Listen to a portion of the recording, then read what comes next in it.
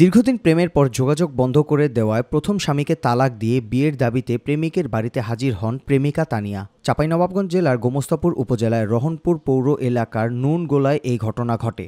সোমবার সকালে সিরাজগঞ্জ জেলার ভেড়ামারা ইটালি গ্রামের ইসমাইল হোসেনের মেয়ে তানিয়া চাঁপাইনবাবগঞ্জে এসে প্রেমিক মিলনের বাড়িতে অবস্থান নিলে এলাকায় চাঞ্চল্য সৃষ্টি হয়। তানিয়ার দাবি, প্রেমিক মিলন তাকে বিয়ের প্রলোভন দেখিয়ে একাধিকবার শারীরিক সম্পর্ক করেছে। একই সঙ্গে অজান্তে ভিডিও ধারণ ও ব্ল্যাকমেইল করে বিভিন্ন সময় মোটা অঙ্কের টাকা হাতিয়ে নেয়। টাকা পয়সা যা ছিল, ব্যাংকের টাকা, আমার বেতনের টাকা সব নিছে। আমাকে বারবার বিয়ের প্রলোভন দেখাইলো যে আমি এই মাসে না সামনে মাসে বিয়ে করবো। আমার হাজব্যান্ডকেও ফোন দিয়ে বলছে যে ওরা যদি ডিভোর্স দিয়ে দেন তাহলে আমি ওরা বিয়ে করবো। আমার হাজব্যান্ড আমাকে ডিভোর্স দিয়ে দিয়েছে, কিন্তু সে আমাকে বিয়ে না করে এখানে পালান আসছে। তার বউকে এগুলো দেখাইতে গেছিলাম, তার বাসায় আমাকে আসছে, এখানে আসছি, আসার পরে আমার মোবাইল ভেঙে দিয়েছে। আমার মোবাইলে সব প্রমাণ ছিল, এই জন্য মোবাইলটা আগে ভেঙে দিয়েছে যাতে আমি কিছু না দেখাইতে পারি কাউকে।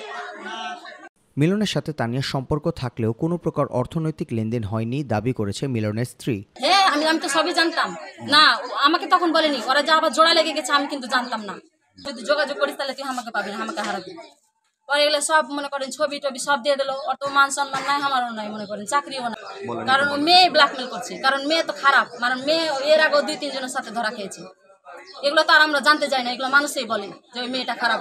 ওই কোনাবাড়ি এলাকা, গাজীপুর এলাকার এমন একটা মানুষ, আপনি পাড়ার দোকানদারও বলবে যে ওই মেয়েটা খারাপ। তো খারাপ যায় না তোমার জামাই গেল কেন, এটাই বলে সবাই যে মেয়েটা তো খারাপ, এর আগেও এগুলো ঘটনা ঘটালছে। বিয়ের দাবিতে অনশন শুরু করলে এক পর্যায়ে প্রেমিক মিলনের স্ত্রী, মা ও ভাই মেহেদি তানিয়াকে মারধর করে গুরুতর আহত করে। পরবর্তীতে পুলিশ ঘটনাস্থলে পৌঁছে আহত তানিয়াকে উদ্ধার করে গোমস্তাপুর স্বাস্থ্য কমপ্লেক্সে ভর্তি করে। এই ঘটনায় তানিয়া চিকিৎসা শেষে আইনগত ব্যবস্থা গ্রহণ করবে বলে জানান পুলিশ কর্মকর্তা। মুশফিকা আসাদ, মাই টিভি অনলাইন।